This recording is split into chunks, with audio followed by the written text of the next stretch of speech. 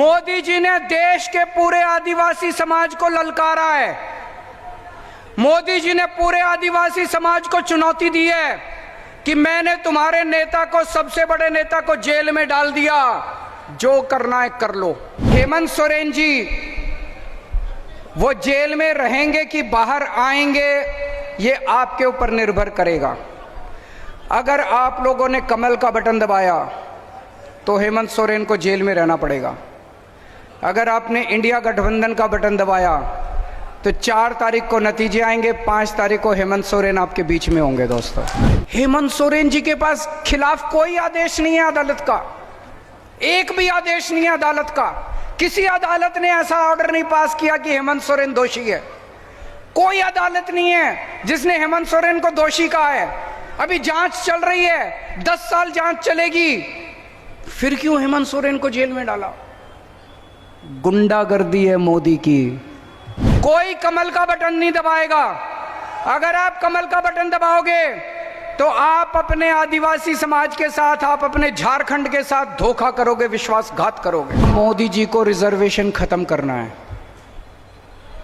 SC का reservation खत्म करना है, आदिवासी समाज का रिजर्वेशन खत्म करना है, ओबीसी का रिजर्वेशन खत्म करना है। अगर अपना रिजर्वेशन बचाना चाहते हो, अब जितने भी दिन बचे हैं, आप तो वोट दोगे इंडिया गठबंधन को, मेहनत करनी पड़ेगी, रात दिन मेहनत करनी है, सोना नहीं है। अगर मोदी जी दोबारा आ गए, देश नहीं बचेगा, संविधान नहीं बचेगा। बाबा साहब अंबेडकर के संविधान को खत्म कर देंगे ये लोग, रिजर्वेशन खत्म कर देंगे, और रिजर्वेशन नहीं बचेगा तो आप सोच सकते हो कि एससी समाज का, इस आदिवासी समाज का उसके बाद क्या होगा। आज मैं यहां पे अपने भाई हेमंत सोरेन जी के समर्थन में आया हूं, लेकिन उसके पहले एक बात कहना चाहता हूं। लगभग आज से 35 साल पहले मैं जमशेदपुर में नौकरी किया करता था, टाटा स्टील में।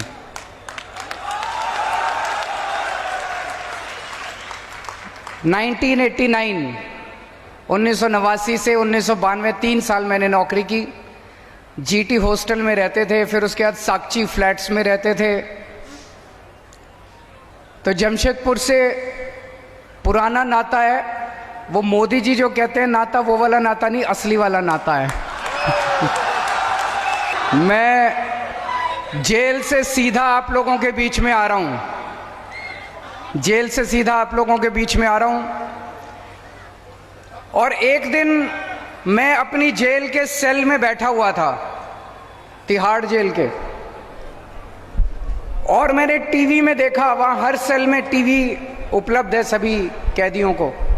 टीवी में देखा कि सुप्रीम कोर्ट ने मुझे 21 दिन की मोहलत दे दी कि जाओ और चुनाव प्रचार करो। मुझे तो यकीन ही नहीं हुआ। मोदी जी ने पूरी कोशिश की, मोदी जी ने पूरी ताकत लगाई कि केजरीवाल को बेल नहीं मिलनी चाहिए, लेकिन मेरे ऊपर बजरंगबली का आशीर्वाद है। बजरंगबली के सामने मोदी जी की नहीं चली।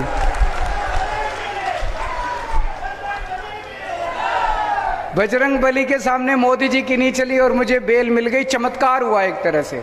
और देखिए, आज मैं आप लोगों के बीच में आ गया। अब मेरे भाई हेमंत सोरेन जी जेल में हैं, और मैं जानता हूं कि झारखंड का बच्चा बच्चा हेमंत सोरेन जी से प्यार करता है। प्यार करते हैं कि नहीं करते? कौन कौन प्यार करता है अपने हेमंत सोरेन से? हाथ खड़े करके बताइए। बच्चा बच्चा हेमंत सोरेन से प्यार करता है। और मैं जानता हूं इस वक्त आप लोगों के दिल पे क्या गुजर रही होगी। मैं आप लोगों का दर्द समझ सकता हूं कि आप लोगों को कितनी पीड़ा हो रही होगी कि आपके अपने हेमंत सोरेन, जिसे आप अपने परिवार का, जिन्हें आप अपने परिवार का हिस्सा मानते हैं, वो आज एक राजनीतिक षड्यंत्र के तहत मोदी जी ने उनको जेल में डाल दिया। मैं उन्हें अपना भाई मानता हूं। कल्पना जी मेरी भाभी हैं, और मैं देख रहा हूं किस तरह से कल्पना जी ने कमान संभाली है, और झांसी की रानी बनके ये यहां से, झारखंड से मोदी जी को चुनौती दे रही हैं। मैंने बाहर आके सोशल मीडिया पे इनके कई भाषण सुने और मुझे ये लगा कि जिस मंशा से मोदी जी ने मेरे को और हेमंत सोरेन जी को जेल में डाला था, मोदी जी ने ये सोचा था केजरीवाल को जेल में डाल दूंगा, आम आदमी पार्टी बिखर जाएगी, फिर मैं इनके एमएलए खरीद लूंगा, फिर इनकी पार्टी को तोड़ दूंगा, इनकी दिल्ली में सरकार गिर जाएगी, इनकी पंजाब में सरकार गिर जाएगी।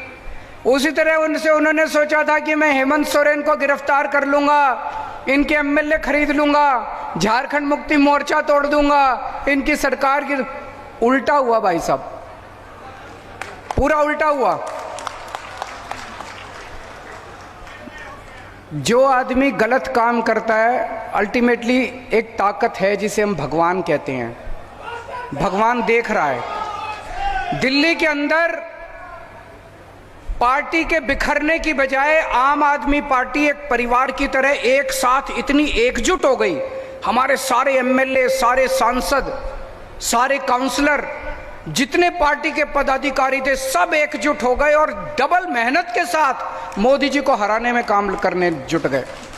हमारी दिल्ली की सरकार नहीं गिरी, हमारी पंजाब की सरकार नहीं गिरी। उसी तरह से मैं अभी देख रहा था झारखंड मुक्ति मोर्चा, उन्होंने सोचा था झारखंड मुक्ति मोर्चा को तोड़ देंगे एमएलए, उल्टा हुआ। पूरे झारखंड के अंदर ऐसी ऊर्जा आई है, ऐसी ऊर्जा आई है मोदी जी को हराने के लिए कि पिछली बार तो 1 या 2 सीट आई थी, इस बार आपको कितनी सीट दोगे? कितनी सीट दोगे? कसम खा के जानी है आज, 14 की 14 सीट इस बार इंडिया गठबंधन को आनी चाहिए। दिल्ली के 2.5 करोड़ लोग हेमंत सोरेन जी के और झारखंड की जनता के तहे दिल से आभारी हैं। क्यों? कोरोना के टाइम में हेमंत सोरेन जी ने व्यक्तिगत तौर पे दिल्ली के लोगों की मदद की थी। हमारे पास ऑक्सीजन नहीं थी, ऑक्सीजन की दिल्ली में बहुत कमी थी, हमारे अस्पताल में बहुत लोग मर रहे थे। मैंने हेमंत सोरेन जी को फ़ोन किया और उन्होंने तुरंत हाथ की हाथ, क्योंकि झारखंड के अंदर कई सारी ऐसी इंडस्ट्री है, टाटा स्टील है और बहुत सारी इंडस्ट्री है जहां ऑक्सीजन पैदा की जाती है, ऑक्सीजन बनाई जाती है। उन्होंने तुरंत मेरे लिए ऑक्सीजन का इंतजाम किया और दिल्ली के लिए ऑक्सीजन रवाना कर दी। तो आज मैं यहाँ पे हेमंत सोरेन जी को और झारखंड की जनता को, दिल्ली के लोगों की तरफ से संदेश लेके आया हूँ। दिल्ली के लोग हेमंत सोरेन जी को कहना चाहते हैं, we all love you, we miss you.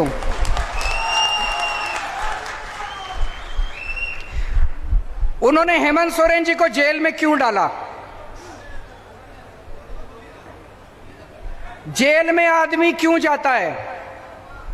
Jail में आदमी तब जाता है जब कोई अदालत जांच पूरी होने के बाद, मुकदमा चलने के बाद ये आदेश पारित करती है कि इस आदमी ने ये अपराध किया, ये आदमी दोषी है, इसलिए इसको जेल भेजो। इसलिए जेल जाता है कि नहीं है?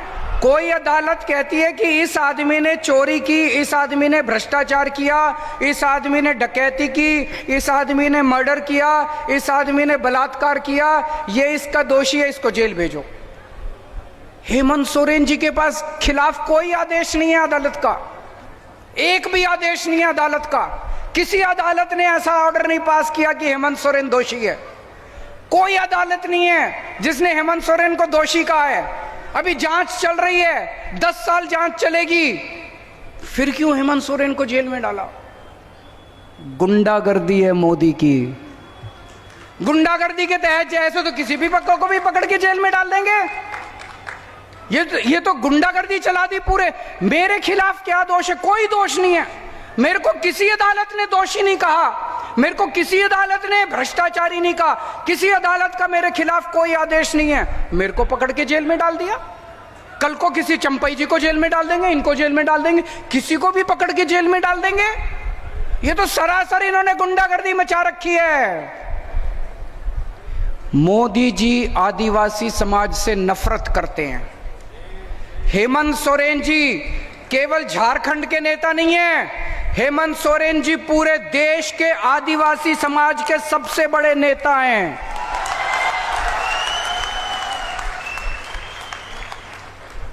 कहीं चले जाइए आप, मैं गुजरात गया, वहां पे लोग हेमंत सोरेन जी को याद करते हैं। आप मध्य प्रदेश चले जाइए, छत्तीसगढ़ चले जाइए, सारे देश के पूरे आदिवासी समाज के नेता हैं हेमंत सोरेन जी। पूरे देश में जितने राज्य हैं, जितने मुख्यमंत्री हैं, सारे मुख्यमंत्री मिला के पूरे देश में केवल एक मुख्यमंत्री है जो आदिवासी समाज से है, हेमंत सोरेन।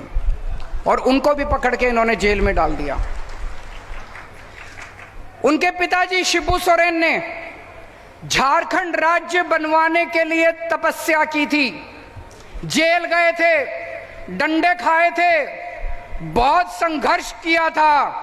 आप लोगों के साथ मिलकर, झारखंड की जनता के साथ मिलकर शिबू सोरेन ने संघर्ष किया था, बहुत उन्होंने तपस्या की थी। इस दिन, ये दिन देखने के लिए की थी कि एक दिन झारखंड राज्य बनेगा और मेरे बेटे को जेल में डाल देंगे।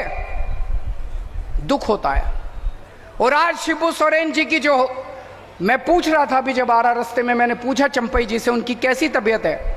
उनकी तबीयत इतनी ज्यादा खराब है, इतनी ज्यादा खराब है। ऐसे वक्त में तो आदमी को अपने बेटे की जरूरत पड़ती है। मोदी जी ने इतनी भी दया नहीं की कि इतने बीमार बाप की बच्चे को उसके साथ रहने दे ताकि वो उनकी सेवा कर सके। ऐसी हालत में भी उन्होंने उनके बेटे को जेल के अंदर डाल दिया। तो मैं आज आप सब लोगों से पूछने के लिए आया हूं, मोदी जी ने देश के पूरे आदिवासी समाज को ललकारा है। मोदी जी ने पूरे आदिवासी समाज को चुनौती दी है कि मैंने तुम्हारे नेता को, सबसे बड़े नेता को जेल में डाल दिया, जो करना है कर लो। आज मैं आपसे पूछने आया हूं, हमने चूड़ियां पहन रखी है क्या? चुप बैठोगे क्या? कुछ करोगे? पूरे आदिवासी, पूरी देश के आदिवासी समाज को मोदी जी ने चुनौती दी है, कुछ जो करना है कर लो, मैं तो तुम्हारे नेता को जेल में डालूंगा। 25 मई को और 1 जून को जब वोट डालने के लिए जाओ, इतना बटन दबाना, इतना बटन दबाना कि उसकी आवाज, ये जब बटन दबाते हो आवाज आती है ना, पी, वो आवाज मोदी जी के कानों में गूंजनी चाहिए। वो आवाज अभी जैसे भाई ने बात उठाई, राम मंदिर बना, राम मंदिर का उद्घाटन हुआ, पूरे देश ने जश्न मनाया, हमें भी बड़ी खुशी हुई। हमारे भगवान श्री रामचंद्र जी का मंदिर बना, हमारे इष्ट देवता का मंदिर बना। लेकिन उस मंदिर का उद्घाटन किसे करना चाहिए था? राष्ट्रपति को, प्रधानमंत्री को भी होना चाहिए था, हम इसकी वो नहीं करते। लेकिन उसका उद्घाटन राष्ट्रपति को करना चाहिए था कि नहीं करना चाहिए था? राष्ट्रपति को क्यों नहीं बुलाया? राष्ट्रपति को क्यों नहीं बुलाया? क्योंकि वो आदिवासी है, क्योंकि वो आदिवासी है, इसलिए नहीं बुलाया राष्ट्रपति को। आपका इतना अपमान करते हैं मोदी जी, आपको राम मंदिर में नहीं बुलाते, आपके नेता को जेल में डाल देते हैं। अभी भी अगर चुप रहोगे तो ऐसे ही दमन होता रहेगा। 25 मई 25 मई 25 मई इस बार अगर एक भी सीट झारखंड से आई, अगर मोदी जी की एक भी सीट झारखंड से आई, तो ये दमन और बढ़ेगा आने वाले समय के अंदर। मोदी जी सिर्फ आपसे डरते हैं, और हेमंत सोरेन जी वो जेल में रहेंगे कि बाहर आएंगे, ये आपके ऊपर निर्भर करेगा। अगर आप लोगों ने कमल का बटन दबाया तो हेमंत सोरेन को जेल में रहना पड़ेगा। अगर आपने इंडिया गठबंधन का बटन दबाया तो 4 तारीख को नतीजे आएंगे, 5 तारीख को हेमंत सोरेन आपके बीच में होंगे। दोस्तों सोच लेना, चाबी आपके हाथ में है। अगर आपने गलती से कमल का, और ये जितने यहाँ लोग आए हुए हैं आप सबकी जिम्मेदारी दे रहा हूं मैं, अपने अपने गांव में जाना है, अपने अपने मोहल्ले में जाना है, जाके सबको, पड़ोसियों को बताना है, गली में बताना है, गांव में बताना है। कोई कमल का बटन नहीं दबाएगा। अगर आप कमल का बटन दबाओगे तो आप अपने आदिवासी समाज के साथ, आप अपने झारखंड के साथ धोखा करोगे, विश्वासघात करोगे, पीठ में छुरा घोंपेगे आप अपने आदिवासी समाज को। सबको बता देना कि अगर आपने कमल का बटन दबाया तो हमारा हेमंत सोरेन जेल में रहेगा, और अगर आपने इंडिया गठबंधन का बटन दबाया तो आपका हेमंत सोरेन 5 तारीख को आप लोगों के बीच में, आपका बेटा, आपका भाई आप लोगों के बीच में होगा। इन लोगों को इतना घमंड हो गया, इतना घमंड हो गया, अपने आप को भगवान समझने लग गए ये लोग। भगवान जगन्नाथ को कौन कौन मानता है? हाथ खड़े करो। भगवान जगन्नाथ को कौन कौन मानते हैं? कौन कौन उनकी पूजा करते हैं?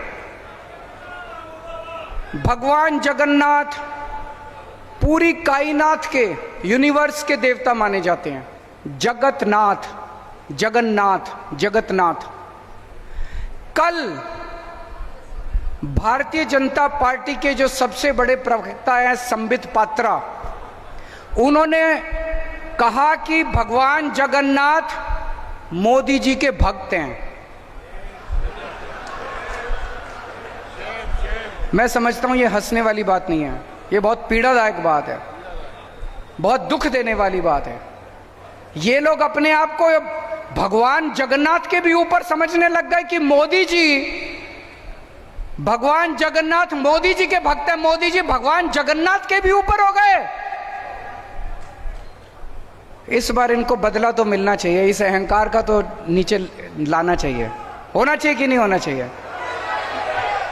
ये लोग क्या नारा लगाते हैं? जो राम को लाए हैं हम उनको लाएंगे।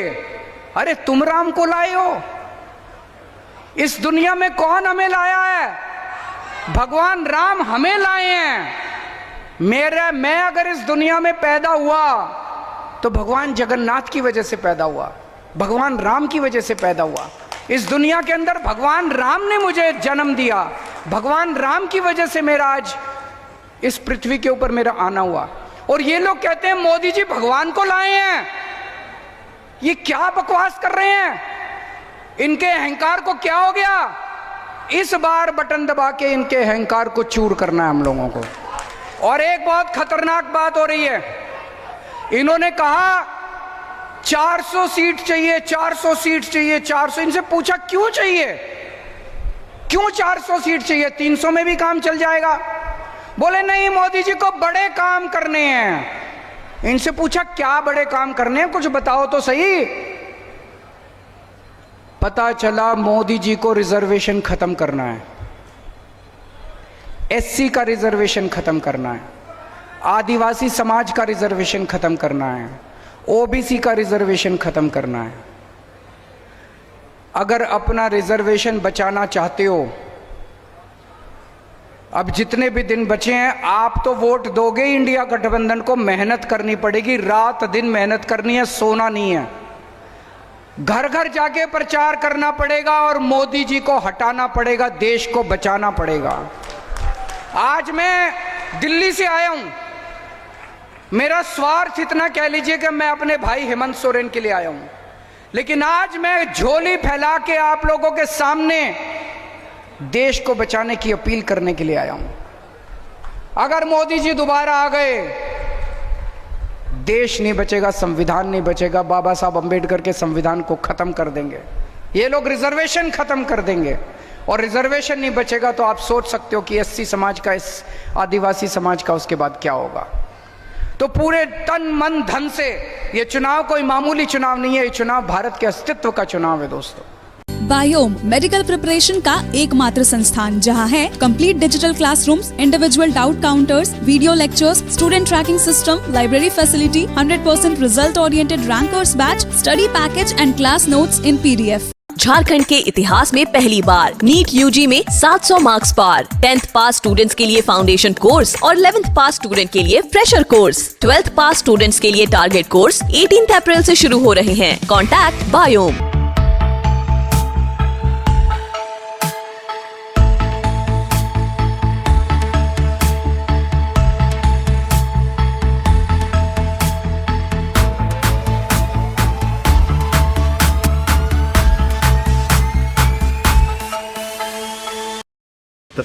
thefollowup.in. Like, share, and subscribe. www.thefollowup.in